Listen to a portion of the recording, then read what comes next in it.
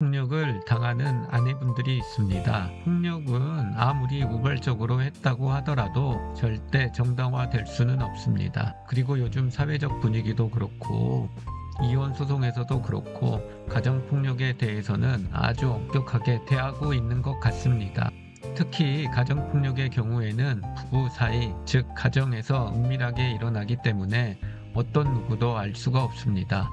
특히 폭력을 하는 남편들의 경우에는 주변에 평판이 좋고 절대 그럴 사람처럼 보이지 않는 경우가 대부분입니다. 그러하기 때문에 그 어떤 누구도 설마 그 사람이 폭행을 했어요? 라는 말을 하는 경우들이 대부분입니다. 즉 절대 그럴 것처럼 보이지 않게 생기는 사람들이 폭행을 하는 경우가 많은 것이 현실입니다. 그리고 그런 사람들이 폭행을 하면 정말 반성을 하면서 다시는 하지 않겠다고 용서를 비는 경우가 대부분입니다. 눈물을 흘리면서까지 하는 경우도 많습니다. 그러면 아내들이 이 사람이 이번 폭행 말고는 특별하게 잘못한 것이 없다는 생각, 그리고 반성하는 모습으로 인해서 그냥 용서를 하고 넘어가는 경우들이 많습니다. 그런데 문제는 그렇게 용서를 하고 지나가게 되면 시간이 조금 흐른 후 동일한 상황이 발생하면 다시 폭행을 하는 경우가 정말 많습니다. 그러면 또다시 앞의 절차와 같이 눈물로 반성을 하게 되고 용서를 하고 또다시 폭행이 발생하는 것이 특징입니다. 여기서 중요한 것은 아무리 우발적으로 화가 났다 하더라도 폭행은 하지 않습니다. 폭행을 하는 사람들은 어린 시절에 그런 것을 부모님으로부터 경험을 했거나 또는 본인에게 내재되어 있는 경우들이 대부분입니다. 그러하다 보니 본인의 이성이 컨트롤할 수 없는 감정적인 상황이 발생했을 때 그런 폭행들이 나올 가능성은 아주 높습니다. 그러하기 때문에 상대방이 아무리 눈물로 반성을 하면서 누이친다 하더라도 절대 본인의 용서로 끝나서는 안 됩니다.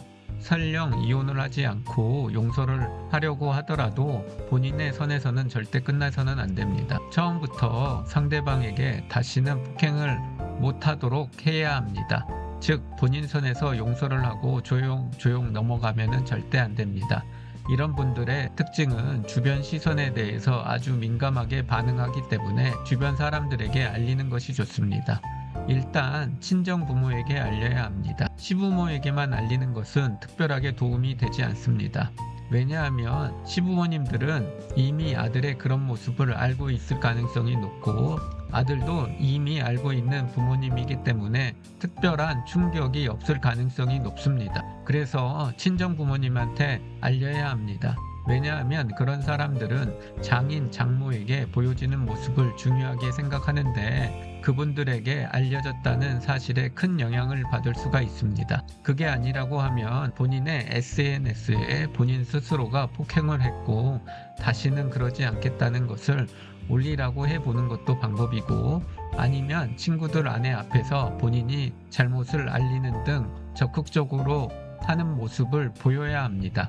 즉 본인이 폭행을 하게 되면 본인의 이미지에 큰 타격을 받을 수 있다는 것을 심각하게 알려야지 다시는 그런 일을 행하지 않을 가능성이 높습니다. 저희가 보면 한번 용서를 해주고 다시 반복을 하고 그런 용서가 반복이 되다가 결국 더 큰 폭행을 당하게 되어서야 몸도 마음도 다 상처를 받은 후 이혼을 하는 분들이 정말 많습니다. 폭행은 중독과 같아서 그냥 넘어가서는 반복될 가능성이 높습니다.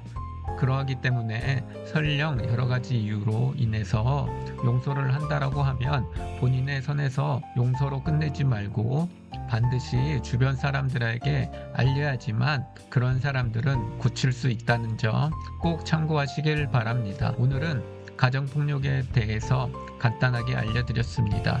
보다 자세한 것은 법률상담공작소 블로그를 확인하시거나 저에게 연락을 주시면 보다 더 자세하게 상담해 드리도록 하겠습니다.